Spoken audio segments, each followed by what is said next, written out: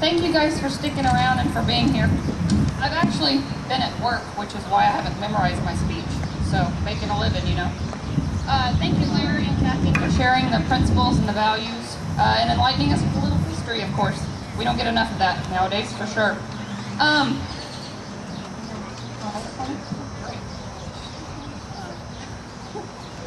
First off, I'd like to say that I'm an American and I love my country. So we all want to set politics. I believe that all of us here are Americans. You may be of any political party, any color, it doesn't matter, but we're all Americans and we all love it, and every one of us are concerned, and that's why we're here. We wouldn't be here otherwise. So in light of that, let's set politics aside and talk about what really matters. Every one of us that have spoken today and the folks that helped organize this event, even if they're not speaking today, we all met, like Larry said, 33 days ago. None of us knew one another, we're all strangers. We came together, by a long story that I won't tell, but we all came together to start making a difference, to get involved. We all want to feel the camaraderie of our community and the unity that makes us all Americans. We all feel that most of the politicians on both sides have abandoned their principles and hung their values out to dry. No matter your political stance, you probably feel that our nation's been headed in a dangerous direction for many years. So please listen to what all of us have to say with an open mind, and let's have a real discussion about our America. Most of us are concerned about the health of our country and are frustrated by the lack of honesty and transparency. All Americans want this to be a better and safer place than it was when we took responsibility for it. With each generation, we have crept farther and farther from the America that we are so proud to call home. In the last few years, many have felt that we are on a fast track to destroying it altogether and making decisions that are going to have a long-lasting negative effect. There have been many great empires over the centuries that have crumbled from their foundation and were eventually destroyed. We would be naive to believe that America will always be strong, powerful, and prosperous just because she has been throughout our lifetime. We all came together because of the 9/12 Project movement, and I'd like to share with you what that's all about. 9/12 does stand for the 9 principles and the 12 values that Larry talked about, but more importantly, it stands for September the 12th, 2001. Do you remember what kind of person you were on September 12th? It's been many years since we've seen such unity, such a sense of purpose and pride in our country. For months, people from all parties, faiths, and walks of life came together and put aside our differences. We were Americans, and we were strengthened in the resolve of this country.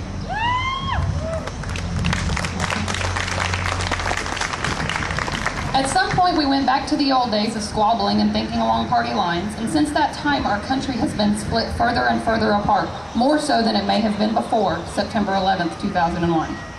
What would America be like if we could be those 9/12ers again? Would we be where we are today if we weren't so divided by R's and D's?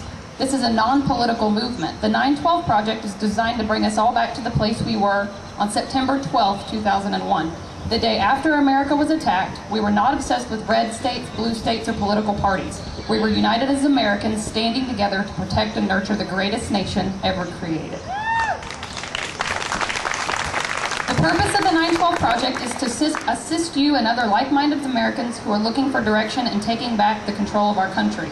It is also a place to find information that will assist you in navigating the rough waters we face in the days, weeks, and months ahead.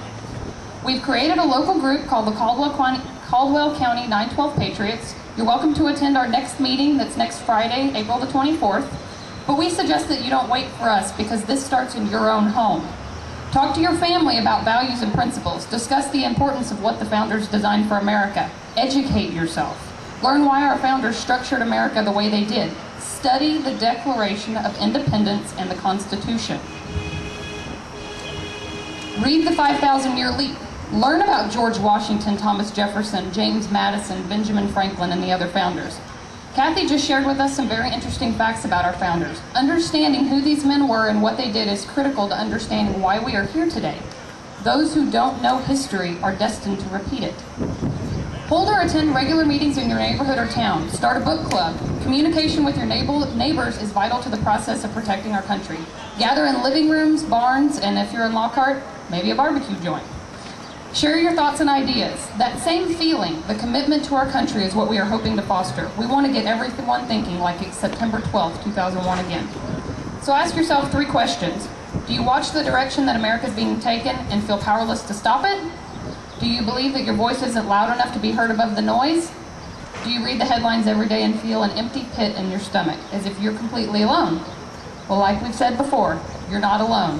The voices in the distance may sound intimidating. The reality is very different. Once you pull back the curtain, you realize that there are only a few people pressing the buttons and their voices are weak.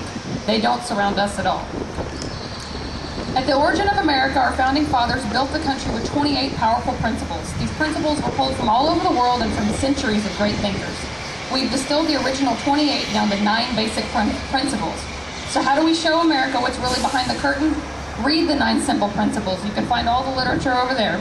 If you believe in at least 7 of them, we have something in common. We've been the silent majority for too long, and we're going to stand up for our America now. Why don't you join us?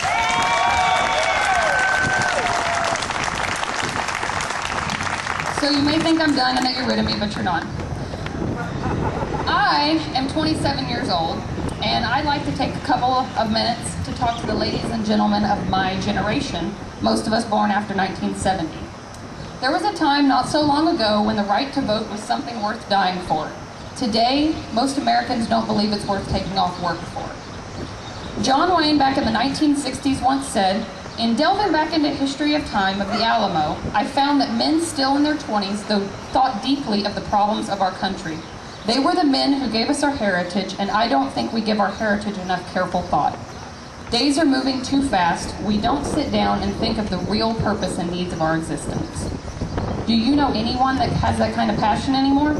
I believe that you probably do, but this might be the first time you've met some of them. That was the 1960s. Think about how far removed we are from that today.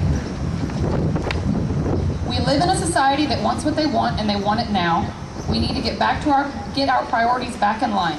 Is your cell phone, your BlackBerry, iPod, or your flat screen really the center of your life? Of course it isn't, but that's the way we Americans live. How can we be a generation so naive to the workings of our government? We've raised 30+ years of children who have no interest in it. Benjamin Franklin once said, "If a nation expects to be ignorant and free in a state of civilization, it expects what never was and what never will be." You see, pacifism and complacency are luxuries paid for by warriors. God bless you all. Why do we not take our privileges more seriously? It's our civic obligation to vote, and by surrendering those rights, you're shaming our founding fathers and those who have sacrificed to provide us with the land of the free. We need to